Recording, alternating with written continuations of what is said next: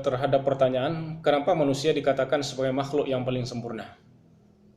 Karena kalau kita lihat pada manusia terdapat segala potensi yang ada pada makhluk-makhluk Allah yang lain. Baik pada makhluk Allah yang mempunyai derajat yang paling tinggi yaitu malaikat, tetapi juga ada potensi yang terdapat pada makhluk Allah yang paling rendah yang bernama binatang. Malaikat mempunyai potensi spiritual yang luar biasa. Nah, pada manusia Allah juga memberikan potensi spiritual itu yang berada pada zauk atau kalbu yang dinamakan dengan kecerdasan spiritual. Nah, di samping itu Allah juga membekali manusia dengan kecerdasan intelektual. Dengan kecerdasan intelektual, manusia mampu membaca simbol-simbol ayat kauniyah yang ada pada alam semesta. Atas dasar kecerdasan spiritual inilah Allah mengangkat Adam sebagai khalifah di permukaan bumi. Kenapa bukan malaikat yang Allah angkat menjadi khalifah? Karena dari sisi kemampuan spiritual malaikat jauh lebih Adam. Karena untuk mengelola bumi dibutuhkan makhluk yang mampu memahami simbol-simbol ayat kauniyah yang ada pada alam semesta.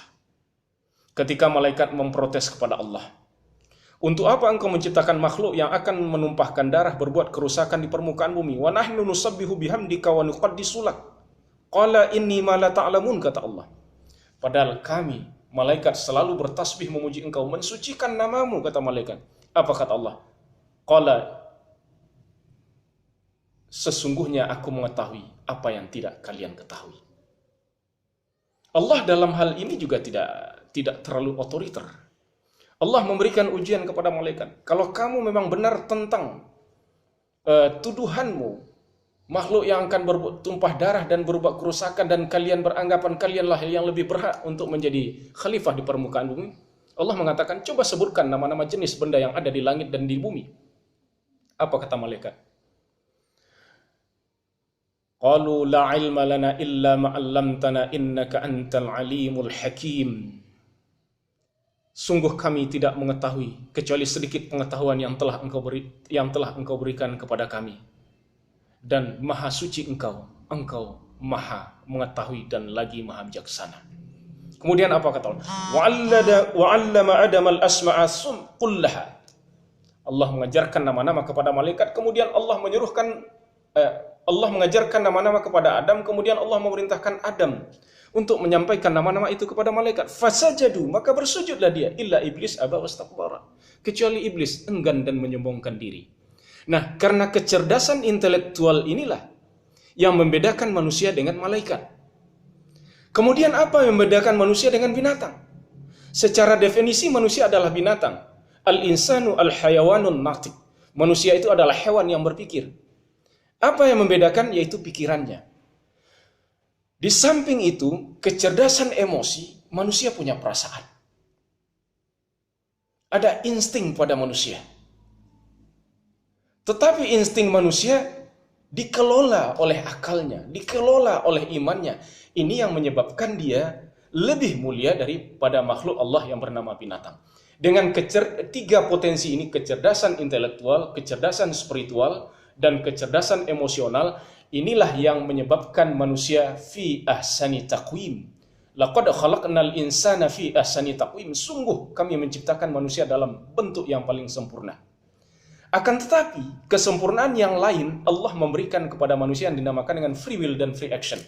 Kebebasan memilih dan kebebasan berkehendak. Dengan kebebasan memilih dan kebebasan berkehendak, manusia berpotensi untuk menjadi asfala safilin, lebih rendah pada binatang ternak, tetapi dengan kecerdasan memilih dan berkehendak, manusia juga mempunyai potensi lebih mulia daripada malaikat. Kenapa? Wa nafsin wa ma sawwaha falhamaha fujuraha wa taqwaha. Allah mengilhami kepada manusia potensi untuk berbuat takwa dan potensi untuk berbuat fujur. Maka dengan demikian, manusia merupakan makhluk yang sangat dinamis, yang sangat unik dan sangat cerdas yang Allah ciptakan. Dan manusia merupakan tujuan akhir penciptaan alam semesta. Kalau bukanlah karena manusia, Allah tidak menciptakan alam semesta. Meskipun dia merupakan pendatang akhir di alam semesta, tetapi dia merupakan tujuan akhir Allah menciptakan alam semesta. Kenapa? Karena pada manusia termanifestasi, terwejantahkan keagungan dan kebesaran Allah itu melalui manusia.